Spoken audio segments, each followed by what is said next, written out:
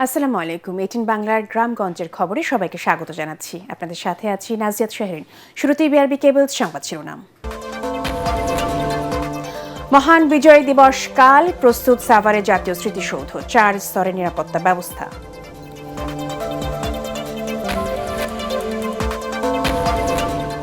হাদির হামলাকারীরা সীমান্ত দিয়ে পালিয়েছে কিনা নিশ্চিত নয় বিজিবি।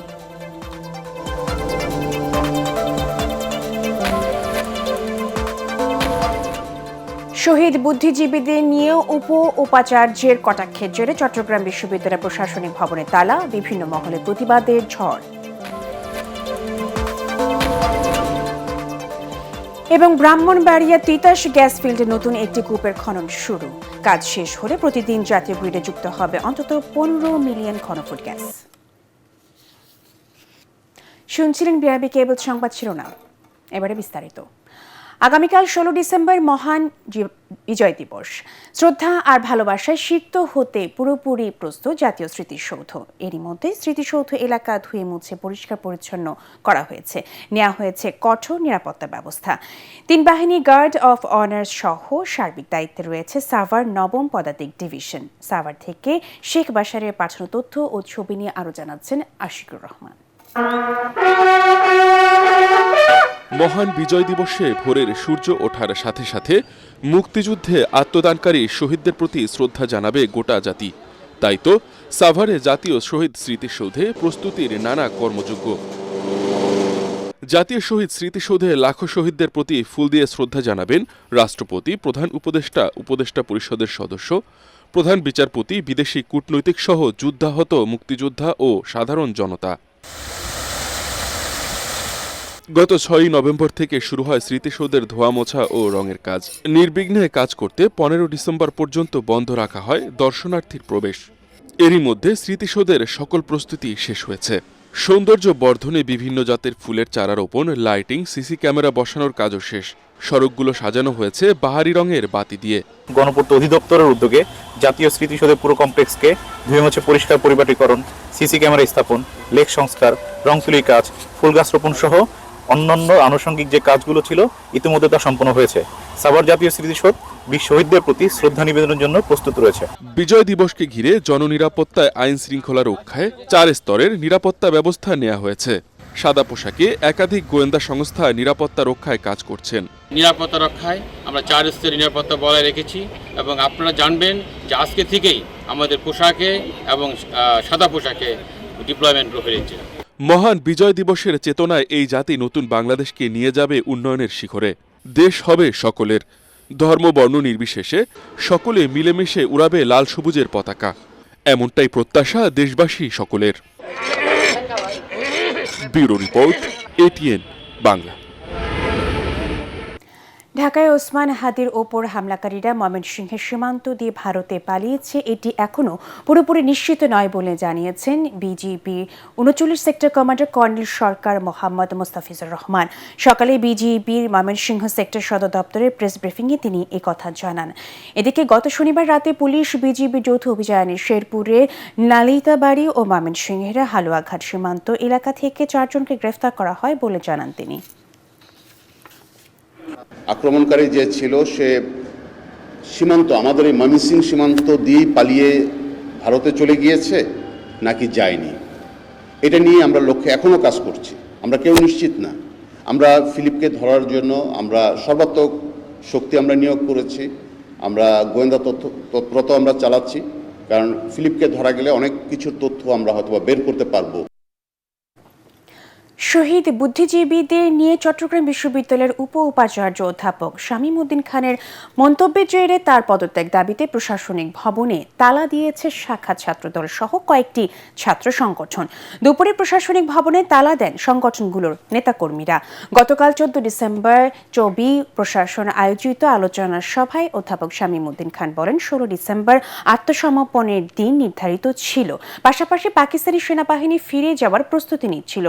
তারা জীবিত না মৃত অবস্থায় ফিরবে সে বিষয়ে কোনো নিশ্চয়তা ছিল না। এমন পরিস্থিতিতে পাকিস্তানি সেনাবাহিনী বাংলাদেশের বুদ্ধিজীবীদের হত্যা করবে, এই ধারণা রীতিমতো অবান্তর। তার এ বক্তব্যের পর বিভিন্ন মহল থেকে প্রতিবাদের ঝড় ওঠে।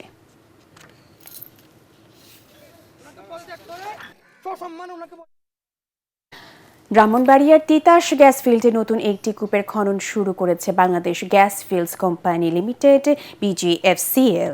দুপুরে সদর উপজেলার সুহিলপুর তিতাস গ্যাস ফিল্ডের সি লোকেশনে 28 নম্বর কূপের খনন কাজ উদ্বোধন করেন পেট্রোবাংলা পরিচালক মোহাম্মদ শোয়েম। প্রকল্প সংশ্লিষ্টরা জানান, এর খনন শেষ হলে প্রতিদিন অন্তত 15 মিলিয়ন ঘনফুট গ্যাস জাতীয় গ্রিডে যুক্ত হবে বলে আশা করা হচ্ছে। তারেক রহমানের দেশে ফেরার খবরে বিএনপি নেতাকর্মী ও সাধারণ মানুষের মধ্যে উৎসবের আমেজ বিরাজ করছে বলে মন্তব্য করেছেন বিএনপির স্বেচ্ছাসেবক বিষয়ক সম্পাদক মীর শরফত আলী সপু। বিএনপি চেয়ারপারসন বেগম খালেদা জিয়ার রোগ মুক্তি কামনায় মুন্সিগঞ্জের শ্রীনগর উপজেলার রাড়ীখাল ইউনিয়নে বিএনপি কার্যালয়ে দোয়া মাহফিল শেষে সপু বলেন, তার আগমনেই দেশের চলমান সংকটের সমাধান হবে। বিএনপি আবারও জনগণের আস্থা ফিরে পাবে বলে তিনি আশাবাদ ব্যক্ত করেন।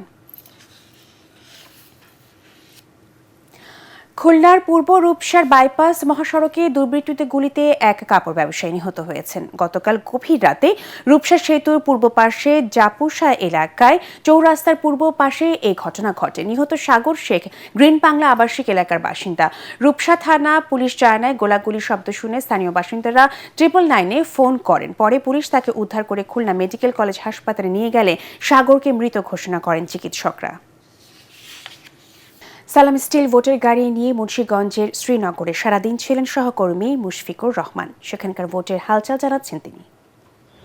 সালাম স্টিল ভোটের গাড়ি নিয়ে আছি মুন্সিগঞ্জ 1 আসনে। শ্রীনগরের শ্রীনগর এবং সিরাজদিখান থানা নিয়ে গঠিত এই আসনটি নানা কারণে বিশেষ গুরুত্বপূর্ণ। এক্সপ্রেস হাইওয়ে হওয়ার কারণে এই এলাকার মানুষের জীবনমান উন্নয়ন হয়েছে ঠিক, তবে কৃষির যে উন্নয়ন সেটা কিন্তু ব্যাহত হয়েছে, কারণ এক্সপ্রেসওয়ের 2 ধারেই কিন্তু আসলে প্রচুর পরিমাণে হাউজিং কোম্পানিগুলো তাদের প্লট বরাদ্দ দেওয়া শুরু করেছে বা প্লট বানানো শুরু করেছে। এর ফলে ফসলি জমি কিন্তু নষ্ট হচ্ছে।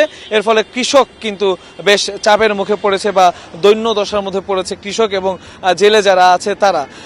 এর ফলে যারা জনপ্রতিনিধি আছে, যারা মানুষের দ্বারে দ্বারে গিয়ে ভোট চাচ্ছেন, সেটা বিএনপি হোক, জামাত হোক, ইসলামী আন্দোলন হোক বা এনসিপি হোক, সবার কাছে কিন্তু এই এলাকার ভোটারদের একটাই দাবি যে মুন্সিগঞ্জের পুরানো সেই জৌলুস বা ফসলে যে ভরপুর মুন্সিগঞ্জ সেটা ফিরিয়ে আনতে তারা যাতে কাজ করেন এবং এই এলাকার মানুষের জীবনমান উন্নয়নে, আর্থসামাজিক উন্নয়নে যারা কাজ করবেন এমন একজন প্রার্থীকেই কিন্তু তারা বেছে নিতে চান এইবারের নির্বাচনে প্রার্থী হিসেবে বা নির্বাচিত করতে চান তাকে। সালাম স্টিল ভোটার গাড়ি থেকে এই ছিল এখনকার মতো আমার কাছে সব শেষ। ত্রয়োদশ জাতীয় সংসদ নির্বাচন ও গণভোট সম্পর্কে জনসচেতনতা সৃষ্টির লক্ষ্যে শেরপুরে জেলা তথ্য অফিসের আয়োজনে ভ্রাম্যমাণ চলচ্চিত্র প্রদর্শনী শুরু হয়েছে। জেলা তথ্য কর্মকর্তা আবুল খায়ের জানান, নির্বাচনের তফসিল ঘোষণার পর থেকে চলচ্চিত্র প্রদর্শনী শুরু হয়েছে এবং আগামী 12 ফেব্রুয়ারি জাতীয় সংসদ নির্বাচন ও গণভোট অনুষ্ঠানের আগ পর্যন্ত এ প্রদর্শনী অব্যাহত থাকবে। ঝালকাঠি জেলার উন্নয়ন ভাবনা এবং ত্রয়োদশ জাতীয় সংসদ নির্বাচন ও গণভোট কার্যক্রমে গণমাধ্যমের ভূমিকার শীর্ষক কর্মশালা অনুষ্ঠিত হয়েছে।